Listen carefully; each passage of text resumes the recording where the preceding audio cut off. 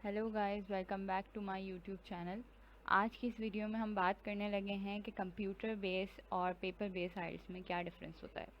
तो जो सबसे पहला हमारे पास डिफरेंस है वो है टेस्ट डिलीवरी मेथड का। सो ऑब्वियसली पेपर बेस आइल्स में हमारे पास हमें हर चीज़ पेपर में प्रोवाइड की जाती है, हमें आंसर भी पेपर में ही देना होता है। अगर हम बात करें लिसनिंग की, तो लिसनिंग में हमारे पास शीट दी जाती है। जब ऑडियो प्ले हो रही होती है तो हम उसी वक्त पेंसिल से रफ में अपने पास आंसर लिखते जा रहे होते हैं शीट के ऊपर। जब ऑडियो ख़त्म हो जाती है तो आखिर के 10 मिनट हमें दिए जाते हैं कि हम अपने उन आंसर्स को एक प्रॉपर एक आंसर शीट में ट्रांसफ़र कर सकें। जबकि कंप्यूटर बेस्ड साइट्स में कैसा होता है कि जो क्वेश्चंस होते हैं वो हमारे पास स्क्रीन पे मौजूद होते हैं। हेडफोन्स में चलने वाली ऑडियो से हम अपने आंसर्स को एग्जामिन कर रहे होते हैं। जब आपको आंसर पता लग जाता है तो आप उसी वक्त कंप्यूटर पर टाइप कर देते हैं। आपको एंड में कोई एक्स्ट्रा टाइम नहीं मिलता कि आप कहीं पे आंसर को ट्रांसफ़र करें, क्योंकि ये कंप्यूटर बेस होता है तो आप आंसर वहीं के वहीं लिख रहे होते हैं। आखिर में आपको 1 से 2 मिनट मिलते हैं कि आप अपने जो आंसर आपने कंप्यूटर पे लिखे हैं उनको चेक कर लें। लाइक आपने कोई जल्दी में लिखने में स्पेलिंग मिस्टेक तो नहीं कर दी या कुछ भी इस तरह की जो भी चीज़ें होती हैं वो आप 2 से ढाई मिनट में आपको चेक करनी होती है। इससे ज़्यादा एक्स्ट्रा टाइम आपको कंप्यूटर बेस आइल्स में नहीं मिलता है, सिवाय 2 से ढाई मिनट के। Okay, moving on. तो हमारे पास आता है टेस्ट कंटेंट। हमारे पास जो टेस्ट कंटेंट होता है, आइदर आप पेपर बेस दें या आप कंप्यूटर बेस दें, दोनों में सेम होता है। यानी लिसनिंग में अगर 40 क्वेश्चंस होते हैं तो कंप्यूटर बेस में भी 40 ही होंगे, चाहे वो पेपर बेस हो चाहे वो कंप्यूटर बेस हो। सिमिलरली अगर हम रीडिंग की बात करें तो देयर इज़ नो डिफरेंस। और राइटिंग स्ट्रक्चर भी एकेडमिक आइल्स के लिए वही 2 टास्क होते हैं, एक रिपोर्ट राइटिंग होता है, एक ऐसे राइटिंग होता है। तो स्ट्रक्चर में और कंटेंट में कोई डिफरेंस नहीं होता। सो आप पेपर बेस्ड साइट्स दें या कंप्यूटर बेस्ड साइट्स दें, इससे कोई फ़र्क नहीं पड़ता। अब हम बात करते हैं टेस्ट अवेलेबिलिटी की। टेस्ट अवेलेबिलिटी से मेरा क्या मतलब है कि पेपर बेस्ड साइट्स कितना ज़्यादा अवेलेबल है। अगर आपने मेरी लास्ट वीडियो देखी हो तो उसमें मैंने आपको ये बात बताई थी कि आप एक महीने में 4 से 5 दफ़ा आइल्स एग्ज़ाम दे सकते हैं। आपके पास ऑप्शन होता है, once you will get prepare आप उसके लिए अपने आप को रजिस्टर करवा लेते हैं, वेदर फ्रॉम आईडीपी और ब्रिटिश काउंसिल।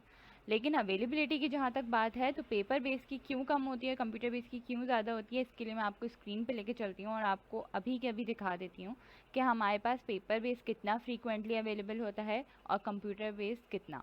तो हम इसके लिए स्क्रीन पे चलते हैं। तो यहाँ पे जाके अब हम लिखते हैं आइल्स आईडीपी। उसके लिहाज से हम देख लेते हैं कि इसमें कितनी अवेलेबिलिटी है टेस्ट की, चाहे वो पेपर बेस हो या हमारे पास कंप्यूटर बेस हो। तो आप यहाँ पे देख सकते हैं कि हमारे पास एक दफ़ा पेपर बेस अवेलेबल है, जबकि 3 दफ़ा कंप्यूटर बेस अवेलेबल है इन अ मंथ।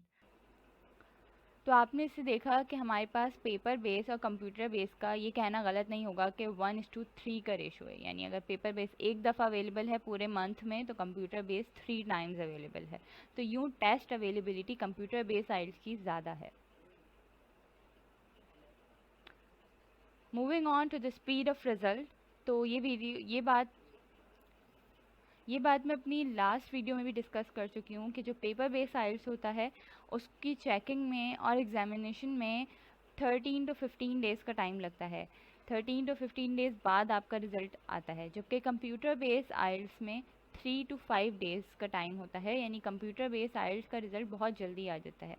तो ये एक तरीके से उन लोगों के लिए फ़ायदेमंद है जो कहीं अप्लाई करना चाह रहे हों अपनी स्टडीज़ के लिए और उनको अर्जेंटली अपना आइल्स का रिज़ल्ट चाहिए हो, क्योंकि आइल्स एक ऐसा डॉक्यूमेंट होता है जो आप बाहर कहीं पे भी अप्लाई करें इंग्लिश स्पीकिंग कंट्री में तो वो आपसे मांगते हैं कि आपका आइल्स का बैंड क्या है, आप अपनी आइल्स रिपोर्ट सबमिट करते हैं उधर।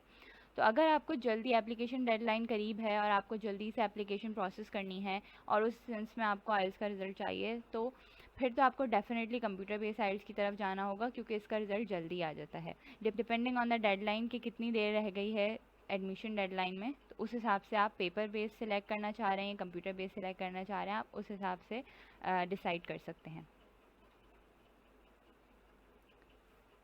अब बात करते हैं टेस्ट एनवायरनमेंट की। तो टेस्ट एनवायरनमेंट को जिस तरीके से होता है कि पेपर बेस्ड साइंस की अगर मैं बात करूं तो आप एक हॉल में बैठते हैं। हॉल में आपको टेबल और चेयर प्रोवाइड की जाती है जिस पे आप बैठते हैं। अगर आप लिसनिंग की बात करें तो लिसनिंग में हॉल में ऑडियो प्ले की जाती है, यूजुअली स्पीकर्स पे। हेडफोन्स कहीं कहीं अवेलेबल होते हैं, लेकिन ज़्यादातर ऑडियो जो प्ले की जाती है लिसनिंग के लिए वो स्पीकर्स पे प्ले की जाती है, आपको स्पीकर से ही सुनना होता है। ऑब्वियसली जब आप स्पीकर से सुन रहे होते हैं तो कॉन्सेंट्रेट करना थोड़ा सा मेरे लिहाज से डिफ़िकल्ट हो जाता है। फिर आप रीडिंग की बात करें तो अगेन रीडिंग में आपको पेपर्स दिए जाते हैं जिन पे वो पैराग्राफ्स होते हैं, आप वहीं पे हाईलाइट कर लेते हैं अपने आंसर या कीवर्ड व्हाटएवर यू वांट। उसके बाद राइटिंग की अगर मैं बात करूँ तो आपको राइटिंग शीट्स दी जाती हैं जिस पे आप अपने दोनों टास्क जो है वो राइट डाउन करते हैं। जबकि कंप्यूटर बेस्ड साइट्स में क्या होता है कि आपके पास एक डेस्कटॉप कंप्यूटर होता है with everything attached and ready. आप जाके बैठते हैं और अपने हेडफोन्स को लगा लेते हैं। जैसे ही टाइम स्टार्ट होता है एग्जामिनर आपको बता देता है और वहाँ आपकी ऑडियो प्ले होना शुरू हो जाती है। जैसे ही ऑडियो प्ले होना शुरू होती है आप अपने आंसर्स, जैसे ही आपको लगता है कि हाँ ये मेरा आंसर है, आप वहीं उसी वक्त टाइप कर रहे होते हैं, सामने आपके स्क्रीन पे नज़र आ रहा होता है हर चीज़। इसी तरह रीडिंग की अगर मैं बात करूँ तो रीडिंग के भी पैराग्राफ्स आपको सामने स्क्रीन पे नज़र आ रहे होते हैं। लेफ़्ट साइड पे आपके पैराग्राफ होता है, राइट साइड पे आपके क्वेश्चन होते हैं, यानी स्क्रीन के 2 हिस्से हो जाते हैं। जैसे अभी मैंने 2 हिस्से किए हैं, यहाँ पे लेफ़्ट साइड पे मेरे पास पेपर बेस नज़र आ रहा है आपको लिखा हुआ, और राइट साइड पे कंप्यूटर बेस। तो अगर कंप्यूटर बेस रीडिंग की मैं बात करूँ तो लेफ़्ट साइड पे आपको पैराग्राफ नज़र आता है, जबकि राइट साइड पे आपको अपने क्वेश्चन नज़र आते हैं जो कि जिनके आंसर आपको पैराग्राफ में से ही ढूँढने हैं ऑब्वियसली। उसके बाद राइटिंग की अगर मैं बात करूँ तो राइटिंग में भी हमारे पास अ, आपके पास लेफ़्ट साइड पर टास्क लिखा हुआ होता है, जो भी आपने ऐसे लिखना है फॉर इंस्टेंस, तो राइट साइड पे आप उसको टाइप कर रहे होते हैं। Okay, very important thing, cut copy and paste. Computer based sites में हमारे पास ये एक बहुत बड़ा एडवांटेज है कि हम कट कॉपी एंड पेस्ट बिल्कुल उसी तरीके से कर सकते हैं जैसे हम कीबोर्ड पे करते हैं। जो हमारे पास शॉर्टकट होते हैं कंट्रोल सी कंट्रोल वी, बिल्कुल उसी तरीके से हम कॉपी पेस्ट कर सकते हैं। लेट से मैं कोई चीज़ लिख रही हूँ, लिखते लिखते मुझे एक बात याद आई कि नहीं यार ये आइडिया और अच्छा है, मैं इसको बीच में कहीं इंसर्ट करना चाह रही हूँ।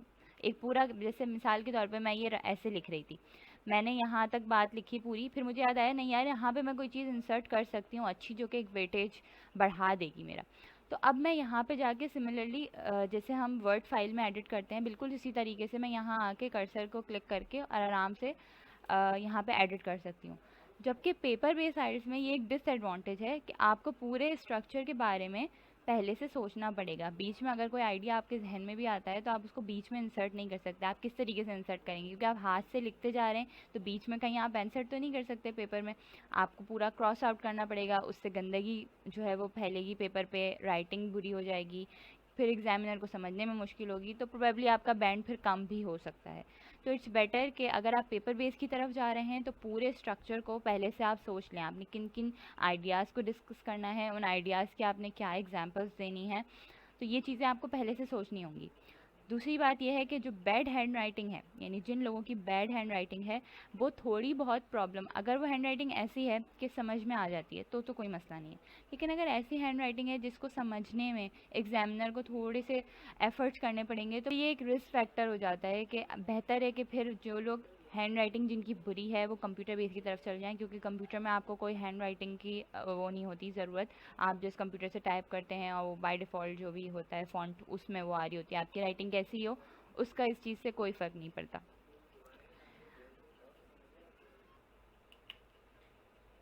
स्पीकिंग सेक्शन की जहाँ तक हम बात करें तो स्पीकिंग सेक्शन में पेपर बेस्ड आइल्स और कंप्यूटर बेस्ड आइल्स दोनों में हमारे पास एग्जामिनर के साथ face to face interview type session होता है। लेकिन अब कंप्यूटर बेस्ड आइल्स में एक नई चीज़ का एडिशन हुआ है विच इज़ वीडियो कॉल। मतलब आपका जो ये स्पीकिंग सेक्शन है ये आपका वीडियो कॉल के ज़रिए कंडक्ट किया जाता है। एग्जामिनर आपके साथ कनेक्ट होता है बाय अ वीडियो कॉल। तो ये चीज़ एक न्यू है, लेकिन इस चीज़ का एक्सपीरियंस जहाँ तक मुझे पता है तो लोगों का बहुत अच्छा रहा है। मेरा पर्सनली तो फ़ेस टू फेस था एग्जामिनर के साथ, लेकिन जो मैंने रिव्यूज़ पढ़े तो लोग इसमें ज़्यादा कंफर्टेबल होते हैं, क्योंकि ज़ाहिर सी बात है एक आपके सामने एग्जामिनर बैठा होता है तो उसका भी आपके ऊपर एक प्रेशर होता है, तो प्रोबेबली आप थोड़ा अटक जाते हैं बोलने में, या आपका कॉन्फिडेंस थोड़ा कम हो जाता है। लेकिन जब वीडियो कॉल की बात आती है तो ज़ाहिर है आपको पता है कि एग्जामिनर यहाँ पर्सनली मौजूद नहीं है, वो वीडियो पे मौजूद है। तो ऐसा लोगों ने रिव्यू दिया हुआ था कि इससे लोगों का कॉन्फिडेंस मज़ीद इन्हेंस हुआ है। खैर फ़ेस टू फेस हो या बाय वीडियो कॉल हो, आपको इसमें बहुत अच्छे से प्रिपेयर करना होता है, क्योंकि जो आप बोलते हैं उसी हिसाब से आपका बैंड आता है। तो it's a very important part कि आप बहुत अच्छे से जो भी बोलना चाह रहे हैं उसको अच्छे से डिलीवर करें एग्जामिनर तक। तो ये कुछ पॉइंट्स थे हमारे पास आज की वीडियो में जो हमने डिस्कस किए पेपर बेस्ड आइल्स और कंप्यूटर बेस्ड आइल्स को डिफ्रेंशिएट करने में। होप कि आप लोगों को थोड़े बहुत पॉइंट्स क्लियर हो गए होंगे। और सेकेंडली आप अपने हिसाब से चूज़ करें। मैं किसी भी पैटर्न को जो है वो प्रेफर नहीं करूँगी कि आप पेपर बेस की तरफ जाएँ या आप कंप्यूटर बेस की तरफ जाएँ। मैंने आपको दोनों के फ़ायदे और नुकसानात या दोनों की जो इनसाइट्स हैं वो बता दिए हैं। अब आप अपनी कैपेबिलिटी देखें कि आप किसके साथ जो है वो ज़्यादा कन्वीनियंट और जो मेथड आपको सबसे ज़्यादा फ़ीज़िबल लगे आप उसके साथ जाएँ। मतलब अगर मैं अपनी बात करूँ तो मुझे रीडिंग कंप्यूटर पे बहुत देर रीड करने से बहुत प्रॉब्लम होती है, मेरी आँखों में दर्द शुरू हो जाता है। तो मैं शुरू में यही सोच रही थी कि मैं पेपर बेस दूँगी, लेकिन जब मैंने कंप्यूटर बेस का जो वो सबसे बड़ा फ़ायदा कट कॉपी एंड पेस्ट वाला फ़ायदा था, जब वो देखा तो फिर मैंने अपना डिसीजन चेंज कर कर कंप्यूटर बेस आईएलटीएस ही दिया। और लकीली मेरा रीडिंग भी अच्छा गया था कंप्यूटर पे उस वक्त, क्योंकि ज़ाहिर है आपको एक पता होता है कि this is the last time, आपको करना ही करना है, तो फिर आप खुद ही कॉन्सेंट्रेट करने लगते हैं चीज़ों पे।